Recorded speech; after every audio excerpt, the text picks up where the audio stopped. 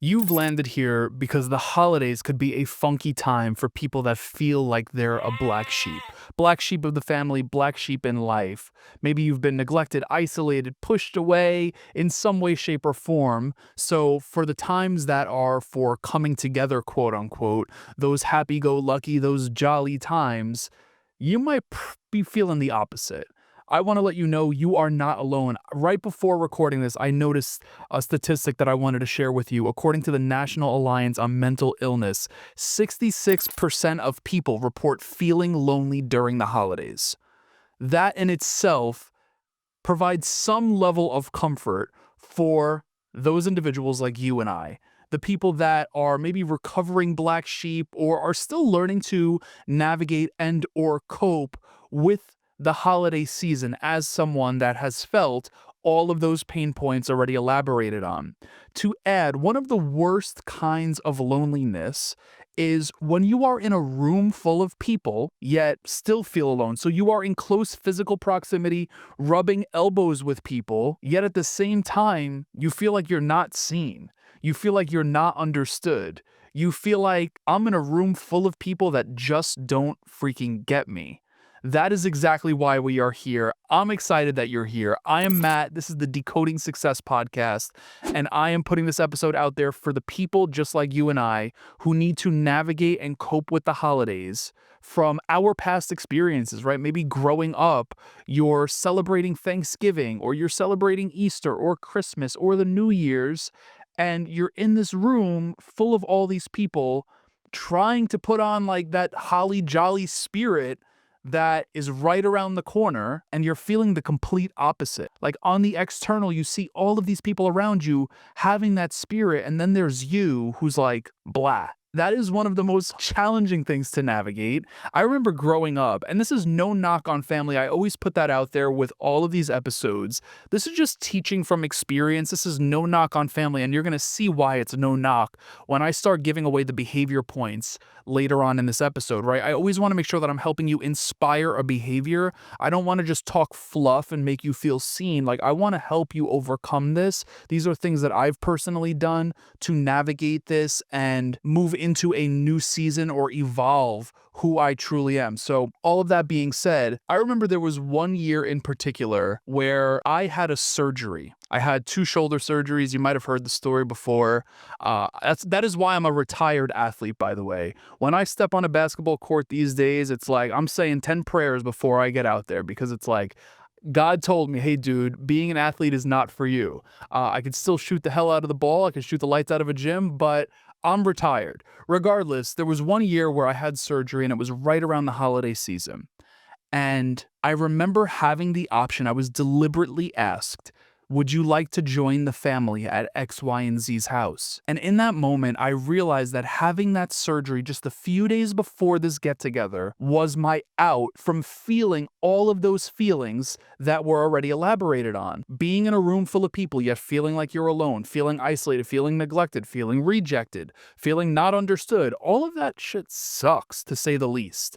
And that particular surgery was my out. Now, I still felt very lonely because I literally celebrated a holiday alone. So it wasn't necessarily a win by any means. It just provided me with a little bit of a different type of discomfort or a different type of loneliness, per se. And then add social media into the mix, and you're seeing all of these posts, and it just so happens that everyone gets engaged around the holiday season, whatever else, and the mind starts ruminating on all of these different types of thoughts. That is exactly what happened that year. And I'm telling you this story because being around family and not feeling like you're a part of the pack sucks, but actually avoiding those moments instead of inspiring the behaviors that I'm going to share with you in just a few seconds, we're avoiding our potential by avoiding those moments. It is really uncomfortable to be unseen, to maybe even be picked on, right? If you are on a path in your life that differs from the status quo or the norm or societal's path for you, Sure, like even getting those little jabs of, oh, like it took you X, Y, and Z long to graduate college or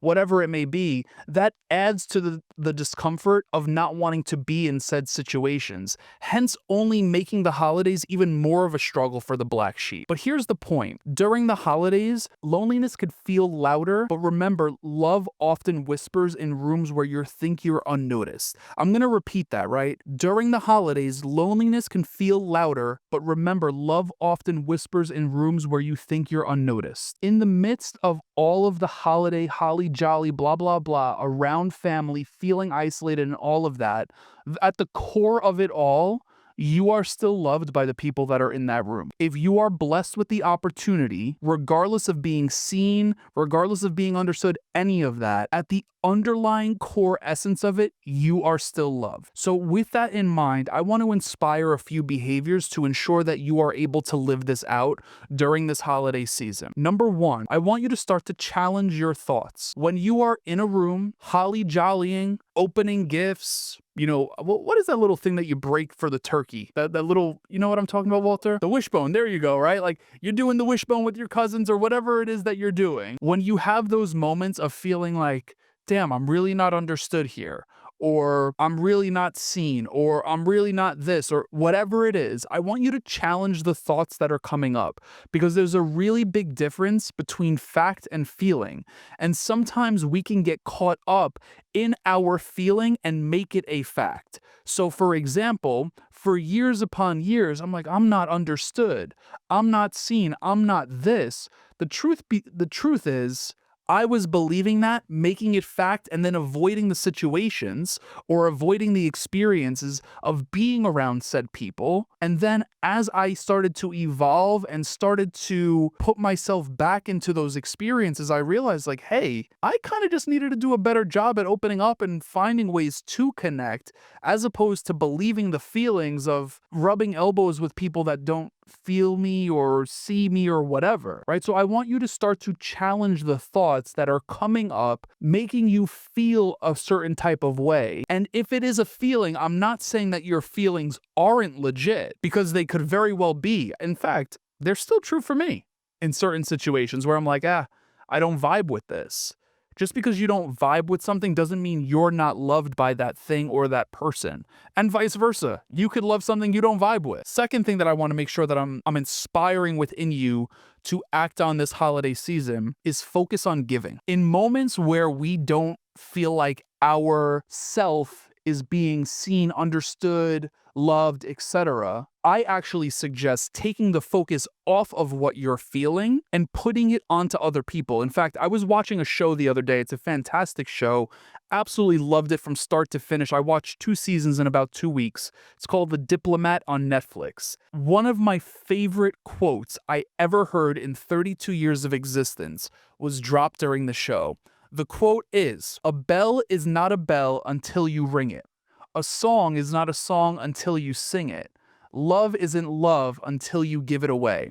And there's a little bit more to it, and I apologize that I don't have the person to properly quote.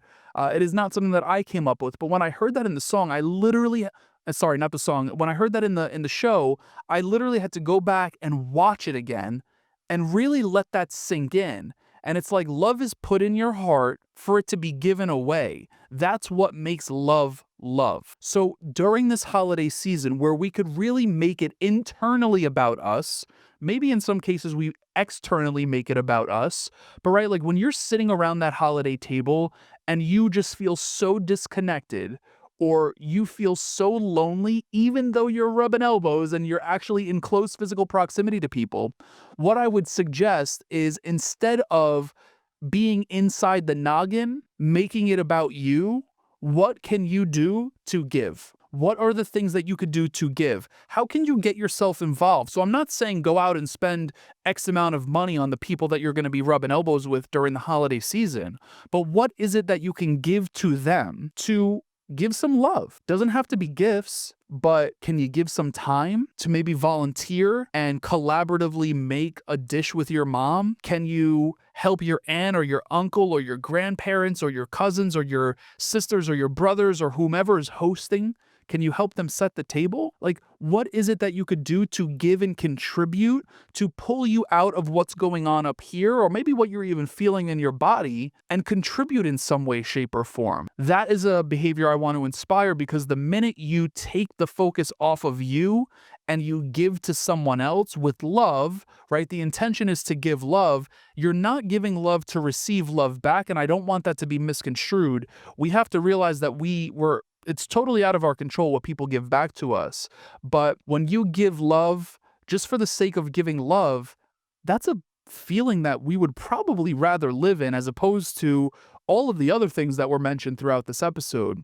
And the last thing I'm going to inspire within you is to connect with those that make you feel seen. I am blessed by the graces of God that I have a blood family, but also a family that's not blood. And connecting with the people that aren't blood, the people that truly value you, the people, and it's not to say that the people that are blood don't value you, but they know how to see you, they know how to understand you, they're more connected to the vibrations you put out into the world.